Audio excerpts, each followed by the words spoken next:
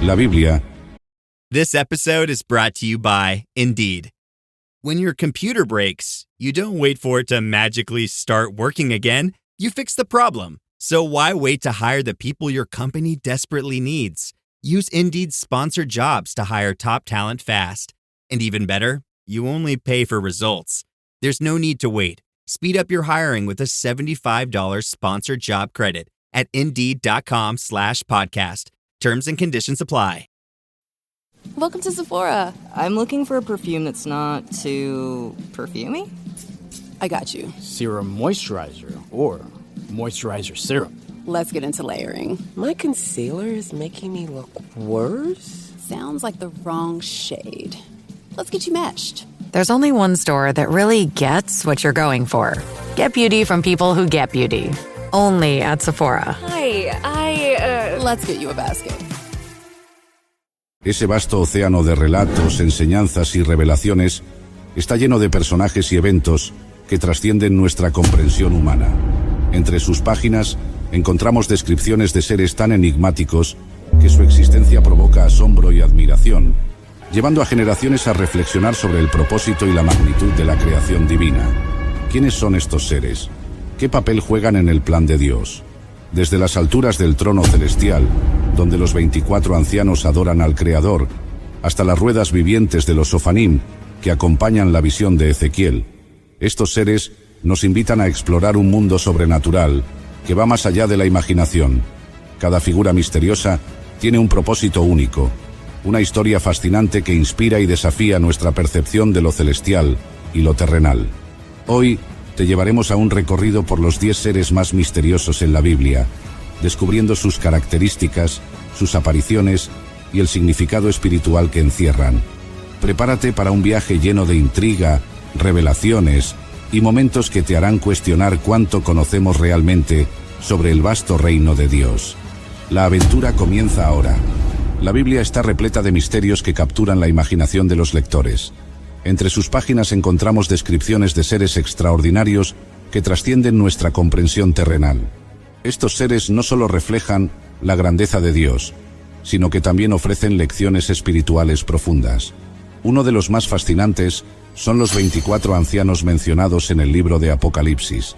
Se encuentran alrededor del trono de Dios, vestidos de blanco y coronados con oro, en un acto constante de adoración. La descripción bíblica de su entorno, tronos radiantes y la presencia del Creador en su esplendor, nos transporta a un reino celestial lleno de majestad. Aunque sus identidades exactas no se revelan, muchos teólogos sugieren que representan a la Iglesia redimida o a los patriarcas y apóstoles que simbolizan al pueblo de Dios. Sus coronas y túnicas blancas reflejan la justicia y victoria otorgadas por Cristo. Más allá de las interpretaciones, estos ancianos nos recuerdan la importancia de la adoración y la eternidad que aguarda a los fieles. En el libro de Ezequiel encontramos una de las visiones más impactantes, los Ofanim. Estas ruedas dentro de ruedas, llenas de ojos, desafían nuestra imaginación.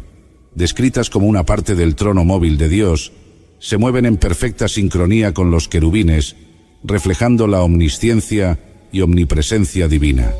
Ezequiel las vio junto a criaturas celestiales resplandecientes, lo que subraya el carácter sagrado de su misión. Su diseño intrincado y movimiento, sin restricciones, simbolizan la capacidad de Dios para observar y actuar en cualquier lugar. Estas criaturas nos invitan a reflexionar sobre la magnificencia de un Dios que no está limitado por tiempo ni espacio. A través de estas visiones, entendemos que la creación celestial excede la lógica humana, recordándonos la infinitud de Dios. Otra criatura enigmática es el Behemoth, mencionado en el libro de Job. Su descripción destaca su fuerza, tamaño y poder, comparándolo con un coloso que domina la naturaleza. Job, capítulo 40, lo presenta como una de las maravillas de la creación divina. Mira ahora el Behemoth, que hice contigo. Come hierba como el buey. Algunos estudiosos creen que este ser puede referirse a un animal real, como un hipopótamo o un elefante, mientras que otros lo ven como un símbolo de la grandeza de Dios manifestada en la naturaleza. La fuerza del Behemoth, que no puede ser dominada por el hombre, subraya nuestra pequeñez ante el Creador. Al reflexionar sobre este ser, somos llamados a reconocer nuestra dependencia de Dios y la necesidad de humildad frente a su majestad. El Leviatán, por su parte, es una de las criaturas más terroríficas y misteriosas de la Biblia.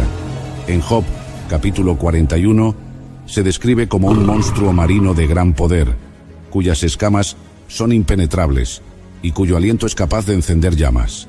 Este ser ha generado interpretaciones variadas. Algunos lo consideran un símbolo del caos, mientras que otros lo relacionan con un cocodrilo o incluso un dragón mitológico.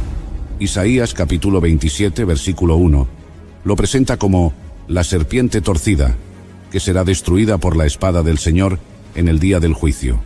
En su simbolismo, el Leviatán representa fuerzas que parecen incontrolables y aterradoras, pero que están completamente sujetas al poder de Dios. Su mención en las Escrituras nos recuerda que, aunque enfrentemos desafíos aparentemente insuperables, All right, listen up, Nacho Chips. Quiet down, Crispy Potatoes. This is the moment Velveeta's been preparing you for, and you're not about to crack under pressure. Today's the day to go all in on the drip. Velveeta's Heat and Eat Queso is the MVP of any game day spread, so stick by them, and you'll be golden. Now get out there and make delicious history. No tailgate party is complete without Velveeta. Are you a forward thinker? Then you need an HR and finance platform that thinks like you do. Workday is the AI platform that helps propel your organization, your workforce, and your industry into the future. Workday, moving business forever forward. Did my card go through? Oh no. Your small business depends on its internet, so switch to Verizon Business. And you could get LTE business internet starting at $39 a month when paired with select business mobile plans. That's unlimited data for unlimited business. There we go. Get the internet you need at the price you want. Verizon Business. Starting price for LTE business internet, 25 megabits per second, unlimited data plan with select Verizon Business smartphone plan savings. Terms apply. Dios tiene el control absoluto sobre toda la creación. Los querubines son mencionados desde el Génesis hasta el Apocalipsis, y su presencia marca momentos claves en la interacción entre Dios y la humanidad. Aparecen por primera vez en Génesis capítulo 3, versículo 24, donde son colocados para guardar el camino al árbol de la vida con una espada encendida que se mueve en todas direcciones. También se les asocia con el Arca del Pacto, donde sus figuras se colocaron sobre el propiciatorio como señal de la presencia divina. Estos seres celestiales, descritos como criaturas con múltiples rostros y alas, simbolizan la santidad y la separación de Dios del pecado humano. En la visión de Ezequiel, los querubines sostienen el trono de Dios, actuando como guardianes de su gloria. Su representación en la Biblia refuerza la idea de que el acceso a la presencia divina está estrictamente regulado, subrayando la necesidad de pureza y reverencia. El ángel de la muerte, aunque no es mencionado explícitamente como tal en la Biblia, se asocia con eventos trascendentales como la última plaga en Egipto. En Éxodo capítulo 12, versículo 23, se describe al destructor pasando sobre las casas marcadas con la sangre del cordero, mientras que en las demás se desata el juicio divino sobre los primogénitos. Este ser encarna el poder de Dios para ejecutar juicio y su capacidad para proteger a los que obedecen sus instrucciones. Aunque su figura puede parecer inquietante, también sirve como un recordatorio de la santidad de Dios y de su justa retribución contra el pecado. Además, resalta la importancia de la fe y la obediencia en la relación entre Dios y su pueblo. Los serafines, descritos en Isaías capítulo 6, son otro grupo de seres angélicos que destacan por su cercanía al trono de Dios. Su nombre, que significa los ardientes, refleja su naturaleza purificadora y su constante adoración al Creador. Isaías los describe con 6 alas. 2 cubren su rostro, 2 cubren sus pies, y con las otras 2 vuelan mientras proclaman: Santo, Santo, Santo, es el Señor de los ejércitos. Toda la tierra está llena de su gloria. Este triple santo enfatiza la perfección y santidad de Dios. Los serafines no solo adoran, sino que también participan en la purificación de Isaías, tocando sus labios con un carbón encendido para quitar su culpa. Su presencia nos recuerda que la santidad de Dios trasciende cualquier pecado humano. y que Él provee los medios para nuestra redención.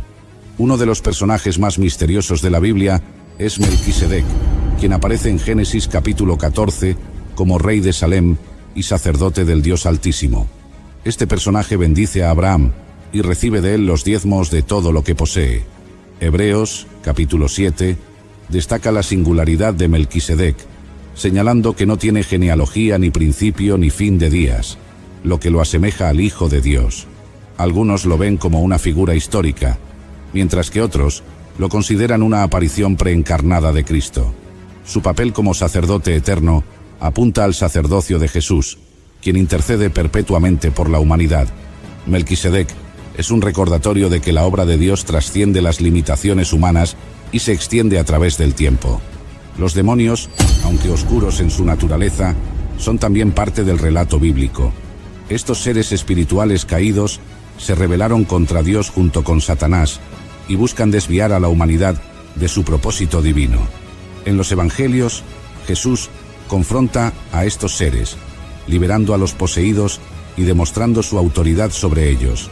Lucas 8 relata el encuentro de Jesús con un hombre poseído por una legión de demonios, quienes suplican no ser enviados al abismo. Aunque temibles, los demonios están sujetos al poder de Cristo, quien ya los ha vencido en la cruz. Su presencia en las Escrituras nos advierte de las realidades del mal, pero también nos asegura la victoria definitiva que tenemos en Cristo.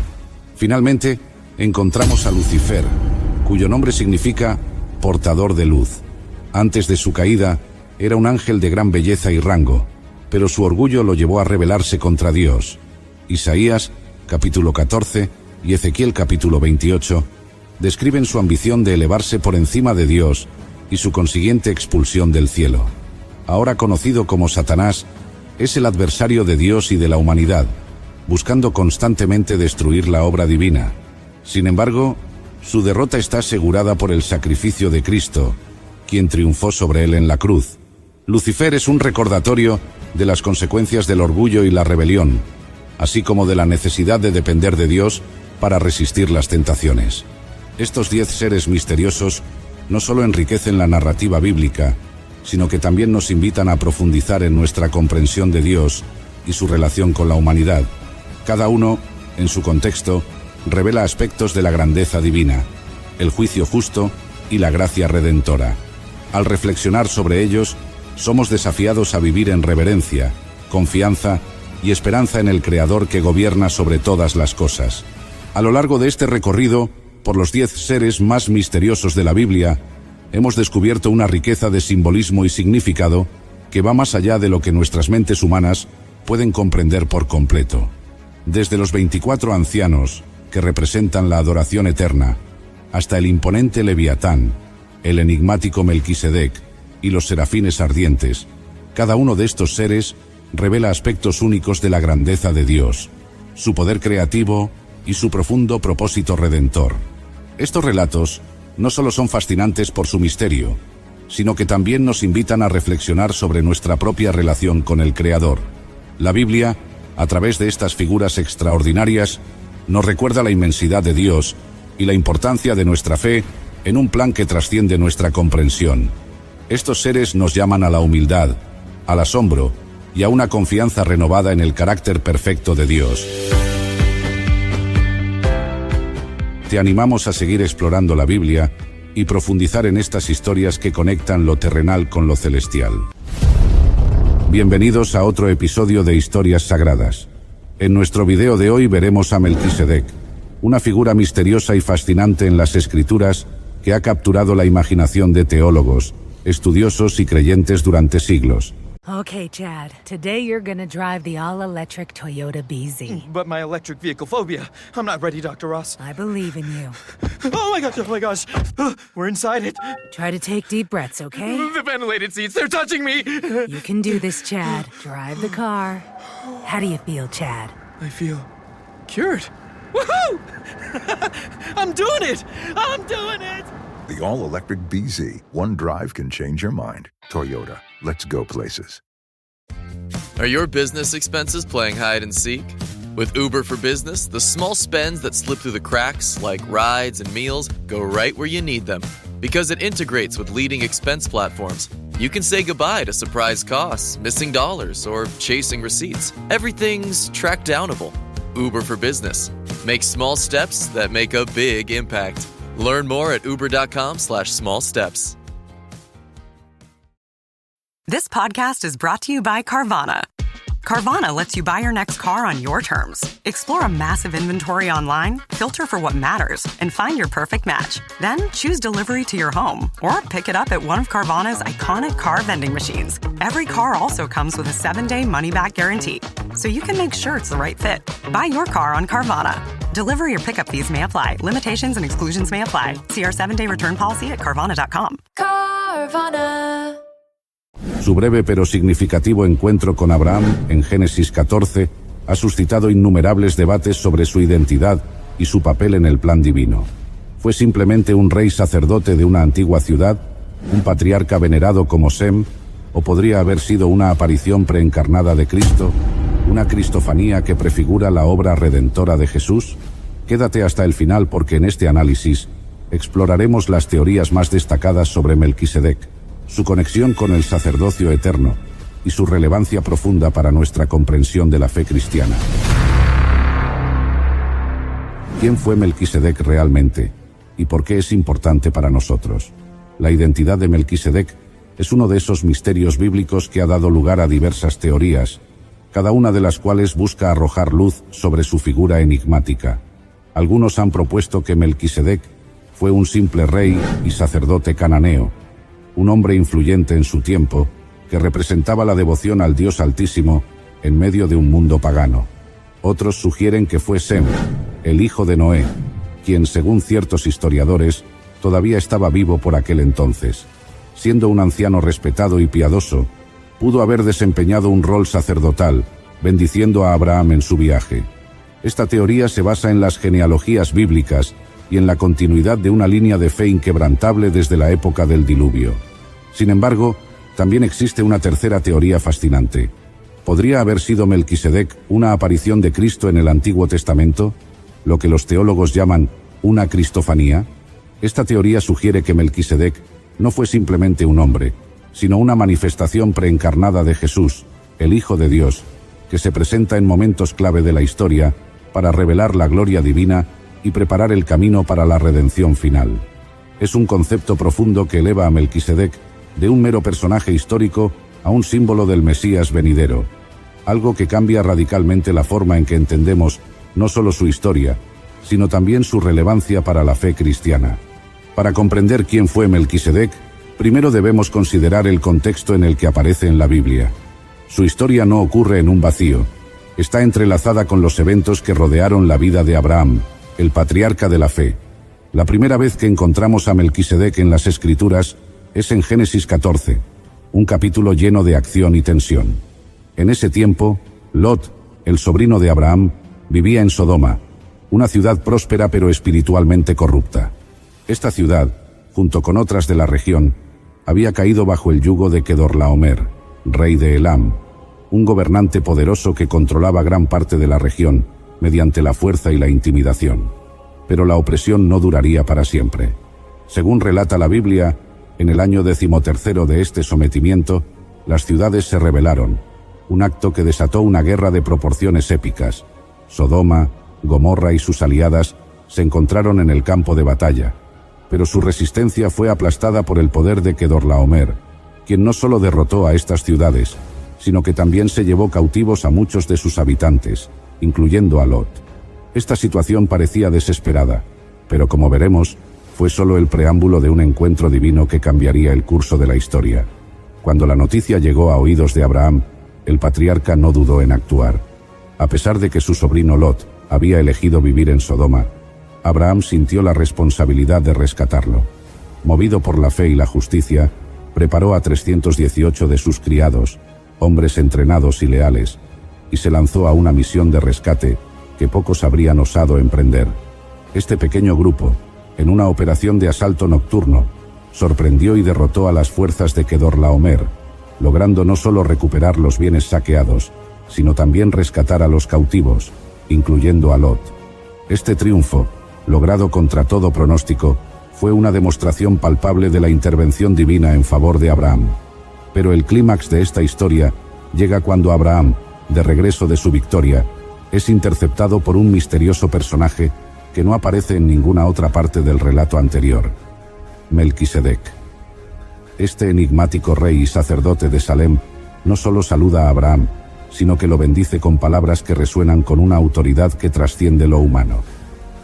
Entonces Melquisedec, rey de Salem y sacerdote del Dios Altísimo, sacó pan y vino, y le bendijo diciendo: Bendito sea Abraham del Dios Altísimo, creador de los cielos y de la tierra, y bendito sea el Dios Altísimo, que entregó tus enemigos en tu mano. Este acto no es solo un saludo cortés, sino un gesto sagrado que establece a Melquisedec como un mediador entre Dios y los hombres, una figura cuya identidad y propósito seguirán siendo temas de profunda reflexión y debate.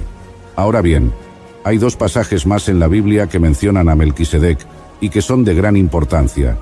Estos pasajes no solo lo mencionan, sino que también destacan su relevancia en el plan divino, conectándolo directamente con la obra redentora de Cristo. El primero de estos pasajes se encuentra en el Salmo 110, un salmo mesiánico que el salmista, inspirado por el Espíritu Santo, escribió como una profecía acerca del futuro Mesías. En el versículo 4, el salmista declara solemnemente: Juró Jehová, y no se arrepentirá. Tú eres sacerdote para siempre según el orden de Melquisedec. Este versículo es sumamente significativo porque establece un sacerdocio eterno que trasciende el sistema levítico tradicional.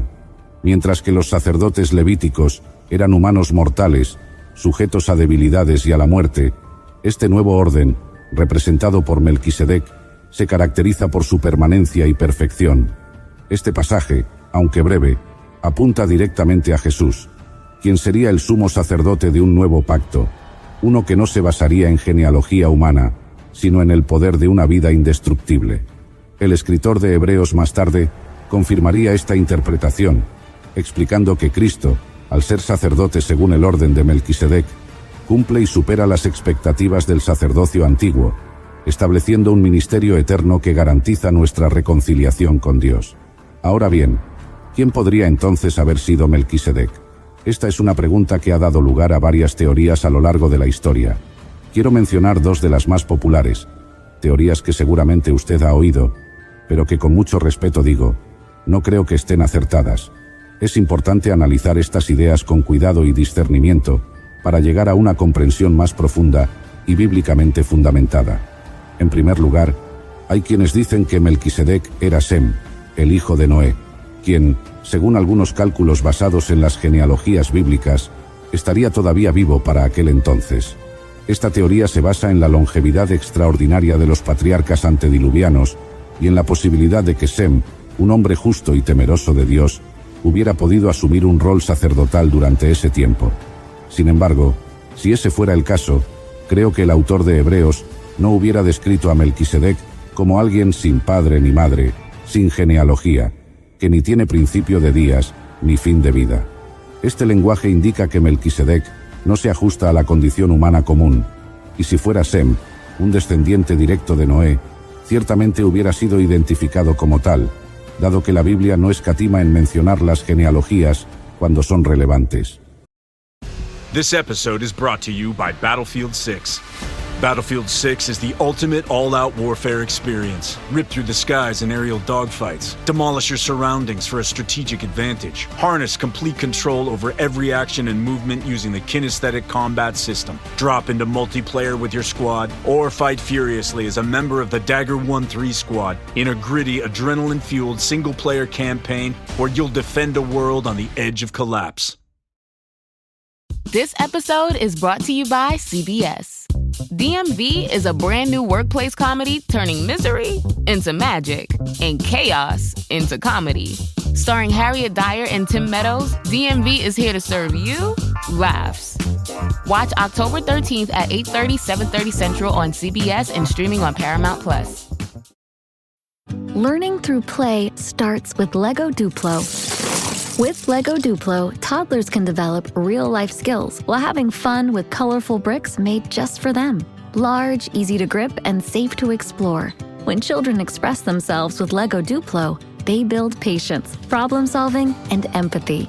See your child learn perseverance and self-expression with everything they imagine and create. Visit lego.com/preschool to learn more. Además, la identidad de Sem como hijo de Noé es bastante clara y conocida, lo que hace difícil sostener que el autor de Hebreos simplemente lo omitiera si Melquisedec fuera realmente él. Por lo tanto, aunque la teoría de que Melquisedec era Sem es intrigante, no parece tener suficiente peso o evidencia bíblica para sostenerse firmemente. La segunda teoría dice que Melquisedec fue un sacerdote cananeo de la ciudad de Jerusalén, o alguna otra ciudad llamada Salem en su época. Esta teoría propone que Melquisedec no era un personaje extraordinario en términos sobrenaturales, sino un líder religioso de su tiempo, posiblemente asociado con la ciudad que más tarde sería conocida como Jerusalén. En esta perspectiva, Melquisedec habría sido un rey sacerdote de Salem, que era una de las muchas ciudades-estado en la antigua Canaán. Como sacerdote cananeo, su función habría sido mediar entre la gente de su ciudad y sus deidades, una práctica común en las culturas antiguas. Sin embargo, lo que distingue a Melquisedec en esta teoría es su adoración al Dios Altísimo, que en hebreo se refiere a El Elión, un título que también es usado para referirse al Dios de Israel. Esta interpretación sugiere que Melquisedec, a pesar de ser cananeo, tenía una comprensión única y verdadera del Dios verdadero, lo que justificaría su papel al bendecir a Abraham. Pero el problema que tengo con esta teoría es que en hebreo se dice que Jesús es sumo sacerdote según el orden de Melquisedec, lo cual implica una conexión más profunda y espiritual que no se limitaría simplemente a la función sacerdotal de un rey cananeo.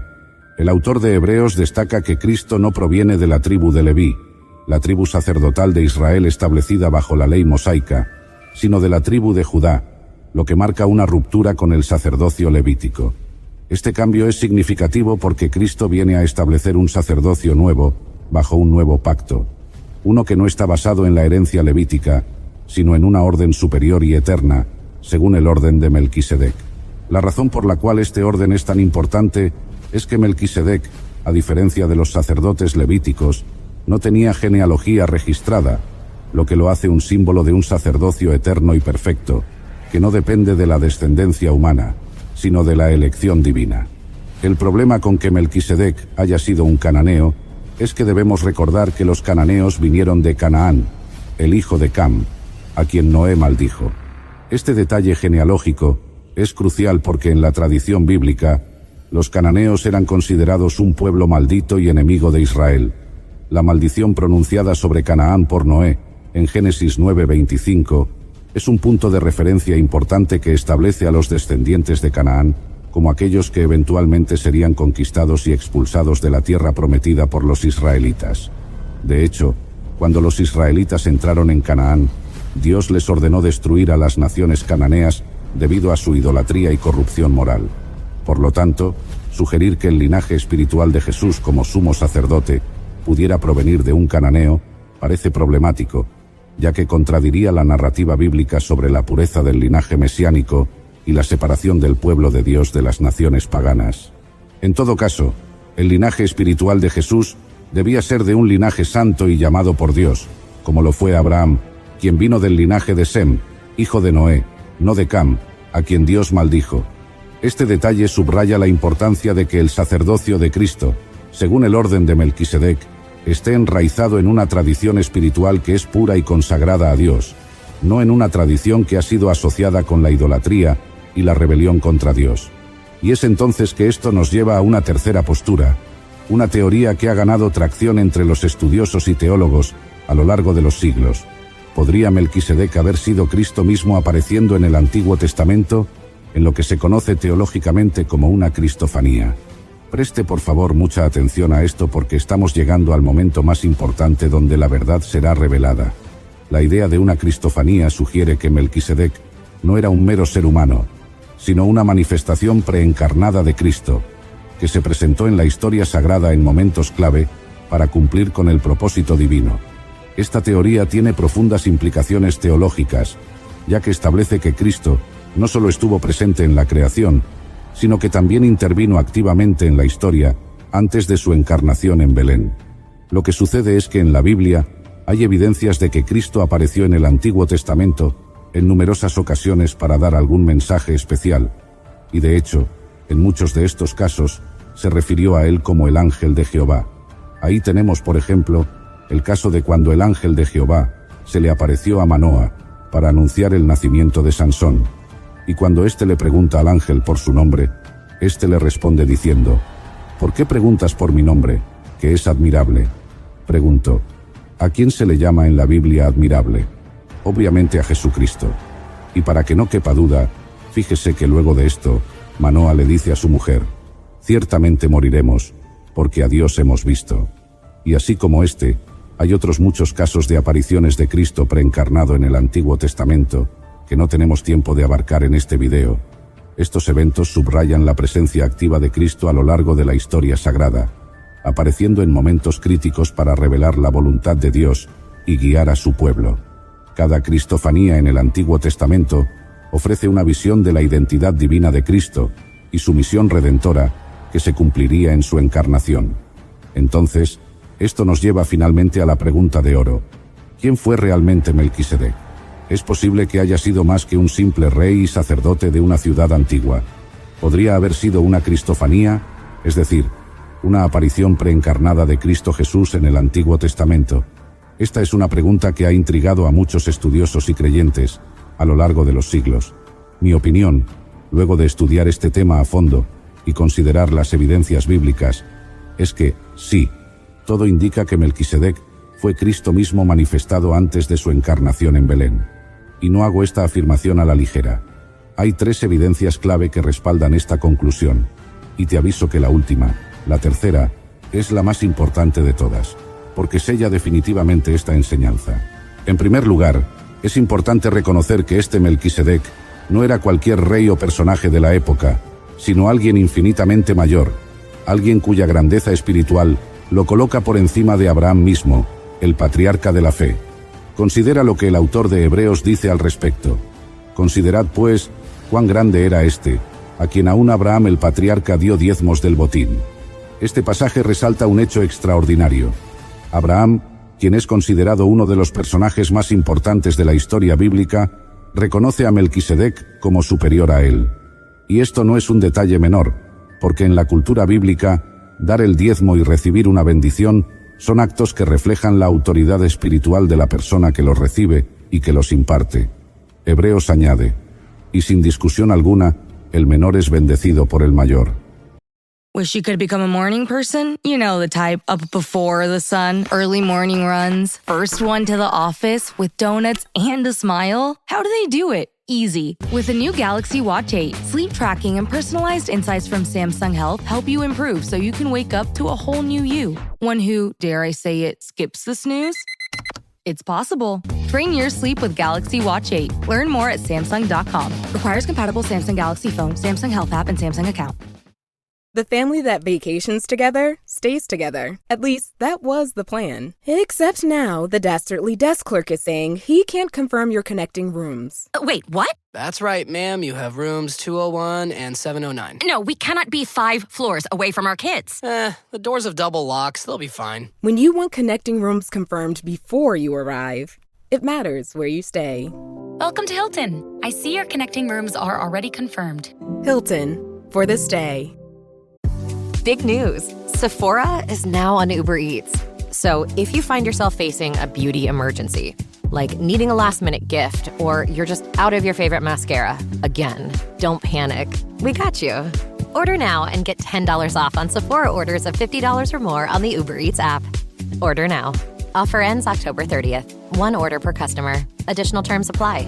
See app for availability. Delivery fees may apply.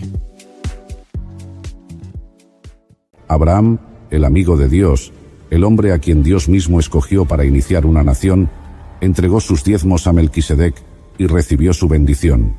Y pregunto, ¿quién podría ser mayor que Abraham en términos de autoridad espiritual? La única respuesta plausible es que Melquisedec era Cristo mismo, quien es infinitamente superior a todos, incluso al gran patriarca. Esto concuerda perfectamente con las palabras de Jesús a los judíos cuando dijo: de cierto os digo, antes que Abraham fuese, yo soy. Esta declaración de Jesús no solo revela su preexistencia, sino también su identidad divina, que trasciende el tiempo y la historia. En segundo lugar, las características que se dan sobre el oficio de Melquisedec nos confirman que era Cristo mismo. Primero se le llama Rey de Justicia y Rey de Paz, títulos que no se otorgan a ningún otro personaje en la Biblia con tal autoridad y significancia. La justicia y la paz son dos de los atributos más esenciales de Cristo. Él es el príncipe de paz, el único que puede traer una paz verdadera y duradera, no solo entre los hombres, sino entre Dios y la humanidad. Como Rey de Justicia, Cristo es quien establece el reino de Dios con equidad y rectitud, un reino que no se basa en la violencia ni en la corrupción, sino en la justicia perfecta de Dios. Además, se dice que Melquisedec era sacerdote, lo cual es extremadamente significativo, porque el rol de sacerdote en la Biblia es mediar entre Dios y los hombres, ofreciendo sacrificios y oraciones en favor del pueblo. Lo que es particularmente notable es que Melquisedec combinaba dos roles que en el Antiguo Testamento rara vez, si es que alguna vez, se unían en una sola persona, el de rey y el de sacerdote. Este doble oficio es un claro reflejo de Cristo, quien en su ministerio es tanto rey como sumo sacerdote. Cristo, según el libro de Hebreos, es el sumo sacerdote que no solo ofrece sacrificios por los pecados del pueblo, sino que se ofrece a sí mismo como el sacrificio perfecto y eterno. Además, el hecho de que Melquisedec sacó pan y vino para Abraham es una referencia directa a la obra redentora de Cristo, quien en la última cena instituyó la Eucaristía, diciendo: «Este es mi cuerpo, esta es mi sangre». La conexión es ineludible. Melquisedec prefigura a Cristo en su doble rol de rey y sacerdote, y en la manera en que señala el sacrificio redentor que Cristo realizaría en la cruz. Pero ojo a esto, porque hay una tercera y última evidencia que creo que es la más importante, y que sella esta enseñanza. En el libro de Hebreos se habla de Melquisedec como uno que es eterno, un ser sin principio ni fin. Mire conmigo el pasaje donde dice que Él es sin padre, sin madre, sin genealogía, que ni tiene principio de días, ni fin de vida, sino hecho semejante al Hijo de Dios, y que permanece sacerdote para siempre. Este lenguaje es inusual y profundo, porque en la Biblia, la genealogía es un aspecto crucial para identificar la autoridad y el linaje de una persona. Sin embargo, Melquisedec es presentado como alguien fuera del tiempo, sin origen humano registrado, lo cual lo hace un ser único en toda la narrativa bíblica. Note con atención, por favor, que se dice que este personaje no tenía humanamente padre ni madre o genealogía alguna, lo que lo hace semejante al Hijo de Dios, quien es eterno por naturaleza. Esta falta de genealogía, junto con la afirmación de que Melquisedec permanece sacerdote para siempre, sugiere que no estamos hablando de un ser humano ordinario, sino de alguien divino, alguien cuya existencia trasciende la creación misma. Más aún, el autor de Hebreos enfatiza que Melquisedec vive, utilizando el presente para describir su existencia continua. Esto es crucial porque conecta a Melquisedec directamente con la eternidad, y en la teología cristiana, la única figura que se ajusta a esta descripción es Cristo mismo. Por lo tanto, esta tercera evidencia sella la enseñanza de que Melquisedec no es otro que Cristo en su forma preencarnada, quien se manifestó en la historia antes de su nacimiento en Belén, para revelar su gloria y cumplir el propósito divino. Así que, mi estimado hermano o hermana, después de haber explorado todas las evidencias y examinado cuidadosamente las Escrituras, para mí esto es muy evidente. Melquisedec fue una aparición de Cristo mismo, quien se presentó preencarnado a Abraham en un momento crucial de la historia. Este encuentro no fue un simple acto simbólico, sino una manifestación divina que prefiguró la misión redentora que Cristo llevaría a cabo siglos después. Melquisedec, en su rol como Rey de Justicia y Rey de Paz, y en su función como sacerdote del Dios Altísimo, no es otro que el mismo Cristo, quien se reveló a Abraham para establecer una conexión profunda y eterna entre lo temporal y lo eterno. Y por eso Jesucristo es el sumo sacerdote por excelencia. Él no es solo un mediador temporal, sino el mediador eterno, quien vino primero como el Cordero de Dios para quitar el pecado del mundo. En su sacrificio, rompió el velo que impedía a la humanidad acercarse a Dios, un velo que simbolizaba la separación causada por el pecado. Cristo, en su amor y misericordia, estableció un nuevo pacto, uno que no se basa en sacrificios de animales ni en la sangre derramada de seres inocentes, sino en su propia sangre, derramada una vez y para siempre. Este nuevo pacto nos ofrece acceso directo al trono de la gracia, permitiéndonos entrar al santuario celestial, no con temor, sino con confianza, sabiendo que nuestros pecados han sido perdonados y que hemos sido reconciliados con Dios. Y es precisamente por esto que la palabra enseña que Él intercede por ti y por mí para siempre. La obra de Cristo no terminó en la cruz. Continúa en su ministerio celestial, donde Él vive para interceder por nosotros.